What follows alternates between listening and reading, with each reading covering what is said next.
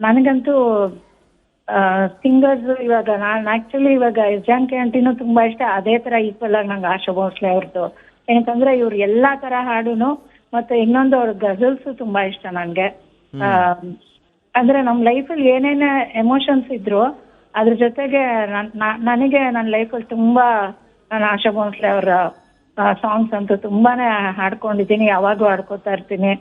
ಒಂದು ನೇಚರ್ ಬಗ್ಗೆ ಆಗ್ಲಿ, ಒಂದು ಲವ್ ಬಗ್ಗೆ ಆಗ್ಲಿ, ಒಂದು ಎಲ್ಲಾ ತರ ಎಮೋಷನ್ಸ್ನು, ಮತ್ತೆ ಅವ್ರ ತರ ಗಾಯಕರು ತಿರ್ಗಾ ಬರೋದೇ ಇಲ್ಲ. ಆ ತರ ಎಲ್ಲಾ ತರಾನು ಅಷ್ಟು ಅದ್ಭುತವಾಗಿ ಹಾಡುವರವರು. ನಾನು ಅವ್ರನ್ನ ನೋಡಿಲ್ಲ ಒಂದ್ಸರಿನು, ಬಟ್ ಅವರೆಲ್ಲ ಇವಾಗ ನಾವು ನೋಡದೇ ಇದ್ರು, ಈಗ ನಾವು ದೇವ್ರು ನಮ್ಗೆ ಎದುರಿಗೆ ಕಾಣಿಸಲ್ಲ ಅಂದ್ರೂ ಅವ್ರ ಹತ್ರ ನಾವು ಮಾತಾಡ್ತಾ ಇರ್ತೀವಿ, ಅವ್ರು ನಮ್ ಲೈಫಲ್ಲಿ ನಮ್ ಜೊತೆ ಇರ್ತಾರೆ ಅನ್ನೋ ತರನೇ ನಂಗೆ ಈ ಗಾಯಕರೆಲ್ಲ. ಅಷ್ಟು ತುಂಬಾ ಇನ್ಸ್ಪಿರೇಷನ್ ಅವರು. ಚಿಕ್ಕವಳಿಂದ ನನ್ಗೆ ಅವ್ರದ್ದು ತುಂಬಾ ಹಾಡುಗಳು ಹೇಳಕ್ಕೆ ಸಾಧ್ಯ ಅಲ್ಲ, ಅಷ್ಟು. ದೀವಾನ ಬಾದಲ್ ತುಂಬಾ ಇಷ್ಟ ನನ್ಗೆ. ಏನು ಯಾವಾಗೂ ಮಳೆ ಬರೋ ತರ ಒಂದು ನೇಚರ್ ಖುಷಿ ಆದ ತಕ್ಷಣ ಅವ್ರ ವಾಯ್ಸ್ ನಂಗೆ ದೀವಾನ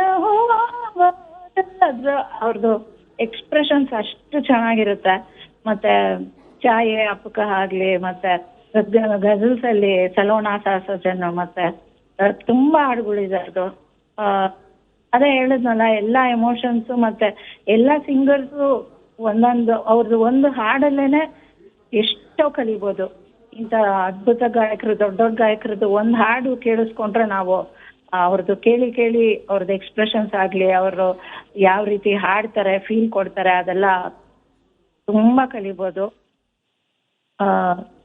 ತುಂಬಾ ಅದೇ. ಆಮೇಲೆ ಇನ್ನೊಂದು ಏನಂದ್ರೆ, ಅವರು ಎಷ್ಟು ವಯಸ್ಸಾದ್ರೂ 90 years ಅಲ್ಲೂ ಅವರು ಡಾನ್ಸ್ ಮಾಡ್ಕೊಂಡು ಹಾಡಿದ್ರಲ್ವಾ, ಅವಾಗಂತೂ ಎಷ್ಟು ಖುಷಿ ಆಗಿತ್ತು ಅದು ವಿಡಿಯೋ ನೋಡ್ಬಿಟ್ಟು.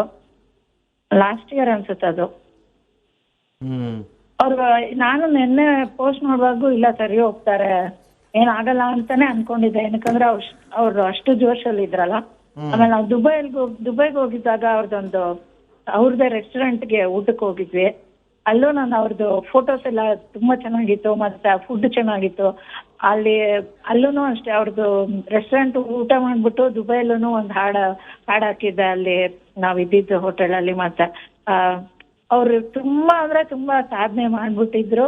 ಯಾರು ನೆಕ್ಸ್ಟ್ ಆತರ ಬರಕ್ ಆಗೋದು ಇಲ್ಲ ಅಂತ ನನ್ನ ಅನಿಸಿಕೆ. ಯಾಕೆ ಆತರ ಅನಿಸ್ತು ವಾಣಿ ಹರಿಕೃಷ್ಣ ಅವರೇ?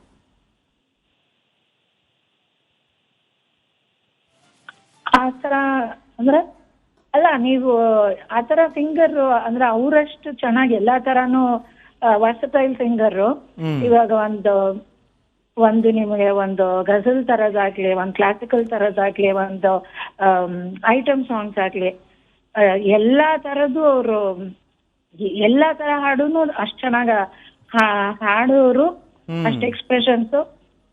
ನನಗೆ ಅನ್ಸೋದು, ಇಬ್ರೇ ನನ್ಗೆ ಎಸ್ ಜಾನಕಿ ಆಂಟಿ ಮತ್ತೆ ಆಶಾ ಭೋಸ್ಲೆ ಜಿ ಅವರು.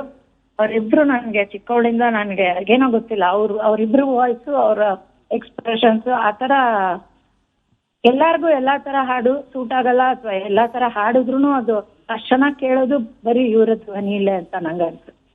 ಏನ್ ಕಲ್ತ್ರಿ ನೀವು ಅವರಿಂದ? ನಾನು ಎಕ್ಸ್ಪ್ರೆಷನ್ಸ್ ತುಂಬಾ ಇಷ್ಟ ನನ್ಗೆ. ಅವರು ಹಾಡುವಾಗೆಲ್ಲ ಒಂಥರ ಸ್ಮೈಲ್ ಇರುತ್ತೆ ತುಂಬಾ ಅವ್ರ ವಾಯ್ಸ್ ಅಲ್ಲೇ. ಅಚ್ಚಾಜಿ ಆ ಗ್ಲೈಡಿಂಗು, ಮತ್ತೆ ಒಂಥರ ತುಂಬಾ ಸ್ಮೈಲ್ ಇರುತ್ತೆ, ತುಂಬಾ ಎಕ್ಸ್ಪ್ರೆಷನ್ಸ್. ಅಂದ್ರೆ ಲೈವ್ ಅಲ್ಲಿ ಇವಾಗ ನಾವು ಆ ಹೀರೋಯಿನ್ ಮಧುಬಾಲ ಅವರೆಲ್ಲ ಹಾಡುವಾಗ ನಿಮ್ಗೆ ಮಧುಬಾಲನೇ ಹಾಡ್ತಾ ಇದಾರೆ ಅನ್ಕೊಬೇಕು. ಅವ್ರ ಎಕ್ಸ್ಪ್ರೆಷನ್ಸ್, ಇವ್ರು ಹಾಡೋದು ಅಷ್ಟು ಚೆನ್ನಾಗಿರುತ್ತೆ. ಎಕ್ಸ್ಪ್ರೆಷನ್ಸ್ ನಾನು ಅವರಿಂದ ಸ್ವಲ್ಪ ಮಟ್ಟಿಗೆ ನನ್ ಕಲ್ತಿದ್ದು.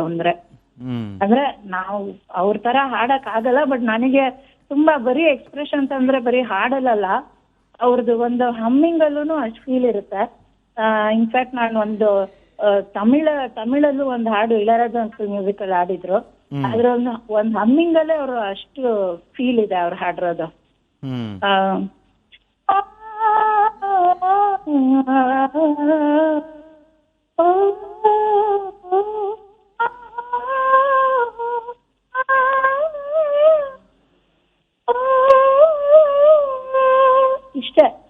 ಆ ಹಮ್ಮಿಂಗ್ ಅಲ್ಲೇ ಅಷ್ಟು ಫೀಲ್ ಕೊಟ್ಟಿರ್ತಾರೆ ಅವರು. ಆ ಹಾಡು ಫುಲ್ಲು ನನ್ಗೆ, ನಾನು ಅದೆಷ್ಟು 1000 ಸಲ, ಅವಾಗಿನ ನಾನು ಟೀನೇಜ್ ಅಲ್ಲಿ ಇದ್ದೆ, ಇದು ಶೆನ್ಬಗಮೆ ಅಂತ ಒಂದು ಸಾಂಗ್, ನಾನು ಲೆಕ್ಕನೇ ಇಲ್ಲ, 1,00,000 ಸಲ ಹಾಡ್ಕೊಂಡ್ಬಿಟ್ಟಿರ್ತೀನಿ ಆ ಹಾಡು. ಅಷ್ಟು ಇಷ್ಟ ನನ್ಗೆ. ಅವ್ರ ವಾಯ್ಸ್ ಒಂಥರ ಮುದ್ದಾಗಿರುತ್ತೆ ಕೇಳಕ್ಕೆ. ಅದ್ ಕೆಲವೇ ಸಿಂಗರ್ಸ್ ನಂಗೆ ಅನ್ಸೋದು, P Susheela aunty, Janaki aunty, Asha Bhosle ji, of course first Lata Mangeshkar ಅವ್ರದ್ದು. ಇವ್ರದ್ದು ಇನ್ನೂ ಸ್ಪೆಷಲ್ ಅಂದ್ರೆ ಅದೊಂಥರ ತುಂಬಾ ತುಂಬಾ ತುಂಬಾ ಅಂದ್ರೆ ಎಕ್ಸ್ಪ್ರೆಷನ್ಸ್ ಅಷ್ಟು ಚೆನ್ನಾಗಿರುತ್ತೆ. ಇವತ್ತಿನ ಗಾಯಕರು ಅವರಿಂದ ಯಾವುದನ್ನ ನಾವು ನೋಡಿ ಕಲಿಬೇಕಿತ್ತು ಅಂತ ಅನ್ಸುತ್ತೆ ಯಾವತ್ತಾದ್ರು?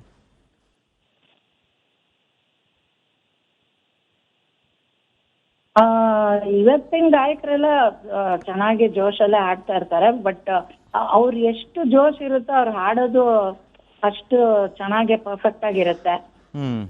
ಅದನ್ನ ಕಲಿಬೇಕನ್ಸುತ್ತೆ. ಮತ್ತೆ ಎಕ್ಸ್ಪ್ರೆಷನ್ಸ್, ಅವರು ಒಂದೊಂದ್ ಲೈನ್ ಹಾಡ್ ತೋರಿಸುವಾಗ, ಇವಾಗ ನಾವು ಟಿವಿಲೆಲ್ಲಾನು ಅವ್ರು ಯಾವಾಗಾದ್ರೂ ರಿಯಾಲಿಟಿ ಶೋಸ್ ಅಲ್ಲಿ ಬರುವಾಗ ಅವ್ರು ಮಾತಾಡೋದಾಗ್ಲಿ ಹಾಡೋದಾಗ್ಲಿ, ಅವ್ರು ನೋಡ್ತಾ ಇದ್ರೇನೆ ನಮ್ಗೊಂದು, ನಮ್ಗೆ ಗೊತ್ತಿಲ್ದಿರ ನಮ್ಮ ಮುಖದಲ್ಲಿ ಒಂದು ಸ್ಮೈಲ್ ಇರುತ್ತೆ, ಖುಷಿ ಇರುತ್ತೆ ಅವ್ರು ಮಾತಾಡ್ತಾ ಇರುವಾಗ, ಹಾಡ್ತಾ ಇರುವಾಗ.